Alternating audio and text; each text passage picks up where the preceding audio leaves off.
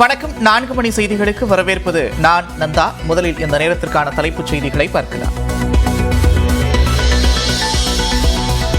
சிவகாசி அருகே காளையார்குறிச்சியில் பட்டாசு ஆலை வெடிவிபத்தில் 2 பேர் உயிரிழப்பு. போர்மேன் குணசேகரன் கைது செய்யப்பட்ட நிலையில் தலைமறைவான ஆலை உரிமையாளருக்கு வலைவீச்சு. சிவகாசி பட்டாசு ஆலை விபத்தில் உயிரிழந்த 2 பேரின் குடும்பத்திற்கு தலா 3 லட்சம் ரூபாய் நிவாரணம். காயமடைந்தவர்களுக்கு 1 லட்சம் ரூபாய் நிவாரணம் அறிவித்தார் முதலமைச்சர் மு.க. ஸ்டாலின். தமிழகத்தில் பொறியியல் படிப்புகளுக்கு விண்ணப்பித்தவர்களுக்கான தரவரிசை பட்டியல் நாளை வெளியீடு. மாணவ சேர்க்கைக்கான சிறப்பு இணையதளத்தில் தரவரிசை பட்டியல் உடனடியாக தெரிந்து கொள்ள ஏற்பாடு.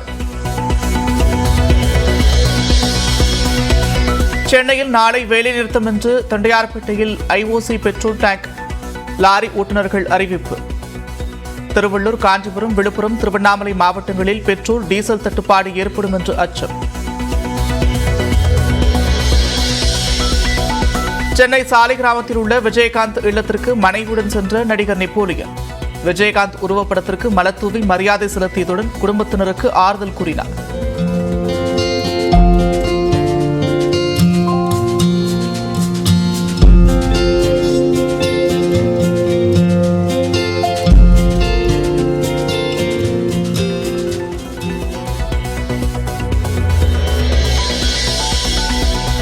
மன்னிப்பு கடிதம் கொடுக்க வேண்டும் என்று சொல்வதற்கு எடப்பாடி பழனிசாமி யார் என முன்னாள் முதலமைச்சர் OPS கேள்வி. எடப்பாடி பழனிசாமியைப் போல சர்வாதிகாரமாகவும் தெனாவட்டாகவும் பேச மாட்டேன் என்று மதுரையில் பேட்டி. அவரை போல நான் தெனாவட்டாவோ சர்வாதிகாரமோ பேச மாட்டேன் என்பது நாட்டு மக்களுக்கும் கட்சித் தொண்டர்களுக்கும் நன்றாக தெரியும். இந்த சூழ்நிலையில் கட்சி இணைப்பதுதான் ஒரே வழி. புதுச்சேரியில் வரும் 15ஆம் தேதி முதல் அரசு பள்ளிகளில் நேரம் மாற்றப்படுகிறது. காலை 8:45 மணிக்கு பதிலாக 9 மணிக்கு தொடங்கி மாலை 4:20 மணி வரை வகுப்புகள் நடைபெறும் என்று கல்வித்துறை அறிவிப்பு. ஆம்ஸ்ட்ராங்கை கொன்றவர்கள் சட்டத்தின் முன்பு நிறுத்தப்படுவார்கள். குடும்பத்தினரை சந்தித்து ஆறுதல் கூறிய முதலமைச்சர் மு.க. ஸ்டாலின் உறுதி.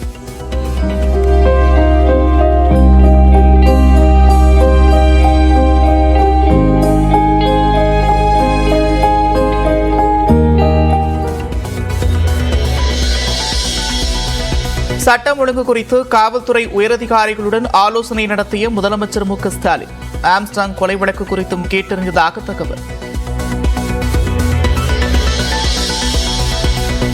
ஆம்ஸ்ட்ராங் கொலை தொடர்பாக விளக்கமளிக்க தமிழ்நாடு அரசு மற்றும் DGPக்கு நோட்டீஸ். தேசிய தாழ்த்தப்பட்டோர் ஆணையம் உத்தரவு.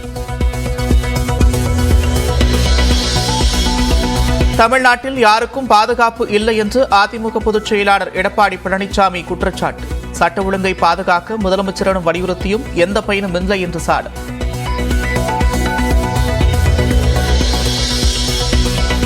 தன்னை ரவுடி என்று கூறிய அண்ணாமலை மன்னிப்பு கேட்காவிடில் வழக்கு என்று தமிழக காங்கிரஸ் கமிட்டி தலைவர் செல்வ பெருந்தகை எச்சரிக்கை. தமிழக பாஜகவில் 124 ரவுடிகள் இருப்பதாக பட்டியலை வெளியிட்டார். அரசியலமைப்பு சட்டத்தின் மேல் நம்பிக்கை இருக்கு. இந்த அரசியலமைப்பு சட்டம் நீங்கள் பேசிய பேச்சுக்கு முன்ஜாமீன் கிடைக்குமா? நான் இப்ப ஒரு வழக்கு தாக்கல் பண்ணா அண்ணாமலைக்கு முன்ஜாமீன் கிடைக்குமான்றத பத்திரிகையாளரை கேளுங்க. அவர் ப்ரூவ் பண்ணணும். நான் history sheeter rowdy sheeter prove பண்ணணும்.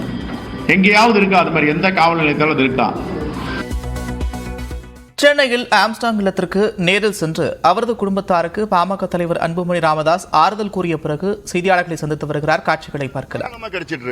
அமெரிக்காவில் என்ன போதைப் பொருள் இருக்கோ இங்க தமிழ்நாட்டில் கிடைக்குது. அப்ப யாரு காரணம்? இதுக்கெல்லாம் யாருக்கு பொறுப்பு எடுத்துக்கணும்? இதெல்லாம் டாஸ்மாக் கடை 5000 தான் இருக்கு தமிழ்நாட்டில். சந்து கடை 25,000 சந்து கடை இருக்கு.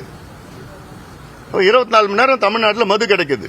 கள்ளச்சாராயம் நேற்று கூட பாத்தீங்கன்னா விக்கிரவாண்டி தொகுதியில் கள்ளச்சாராயம் சாப்பிட்டு தான் ஒருத்தர் இறந்திருக்கிறார்.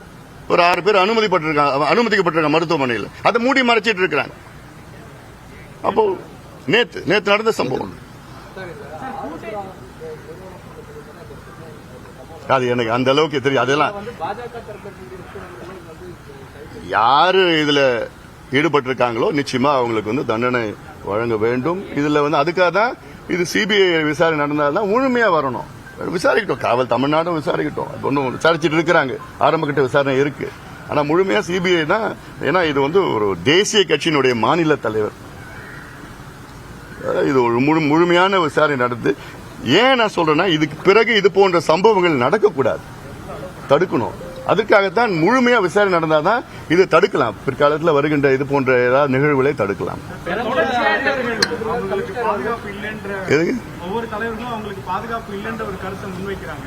உங்களுக்கு எப்படி இருக்கு? அந்த மாதிரியான அச்சுறுத்தல்கள் வருதா? இருக்கு. ஏன்னா பொது வாழ்க்கையில் ஈடுபட்டு இருக்கிறோம், இவ்வளவு காலமா ஈடுபட்டு இருக்கோம், 26 வருஷமா இருக்கிறோம். நம்ம நிச்சயமா அச்சுறுத்தல்லாம் இருக்கு. காவல்துறை பாதுகாப்பு கொடுத்துட்டு தான் இருக்கிறாங்க.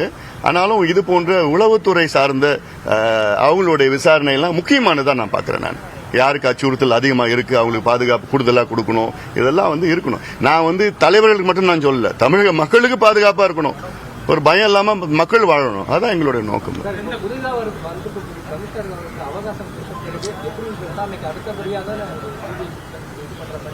இல்ல, அதாவது அது இதற்கு முன்பு இருந்த ஆணையர் அதுக்கு விசாரணை தொடங்கி இருக்கிறார். அது விசாரணை என்பது தொடர்ச்சி தான். தலைமை மாறி இருக்கலாம், விசாரணை தொடர்ச்சியா இருக்குதா இல்ல. ஆனாலும் எங்களுக்கு மீண்டும் சொல்றேன், நான் அந்த ஒரு நம்பிக்கை தன்மை வரணும்னா முழுமையா சிபிஐ விசாரணை நடந்தாலும் நம்பிக்கை தன்மை.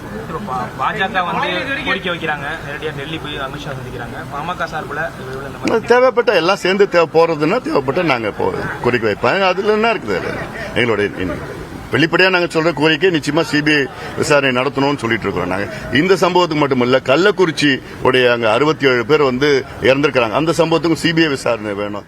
ஏன்னா மறைந்த பகுஜன் சமாஜ் கட்சியின் மாநில தலைவர் ஆம்ஸ்டாங் இல்லத்திற்கு சென்று அவரது குடும்பத்தினரை சந்தித்து ஆறுதல் கூறிய பிறகு பாமக தலைவர் அன்புமணி ராமதாஸ் செய்தியாளர்களை சந்தித்த காட்சிகளை பார்த்தோம்.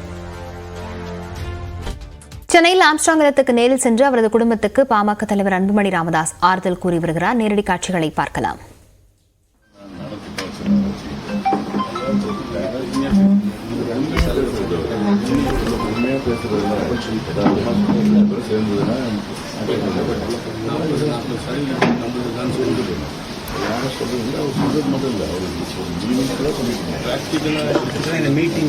கடந்த 5ஆம் தேதி மர்ம நபர்களால் கொலை செய்யப்பட்ட ஆம்ஸ்ட்ராங்கின் குடும்பத்துக்கு பாமக தலைவர் அன்புமணி நேரில் சென்று ஆறுதல் கூறி வரக்கூடிய நேரடி காட்சிகளை பார்த்து வருகிறோம்.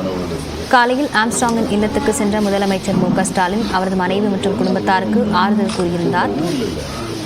தற்போது விவரங்களுடன் செய்தியாளர் வேல்முருகன் இணைந்திருக்கிறார். வேல்முருகன், பாமக தலைவர் அன்புமணி ராமதாஸ் நேரில் ஆறுதல் கூற சென்றிருக்கிறார். உடன் யாரெல்லாம் இருக்கிறார்கள்? லாவண்யா, குறிப்பாக கடந்த 2 நாட்களுக்கு முன்பாக படுகொலை செய்யப்பட்டு பகுஜன் சமாஜ் கட்சியினுடைய தலைவர், மாநில தலைவர் ஆம்ஸ்ட்ராங் அவர்களுடைய இல்லத்திற்கு தொடர்ச்சியாக பல தலைவர்கள் வந்த வண்ணம் இருக்கிறார்கள்.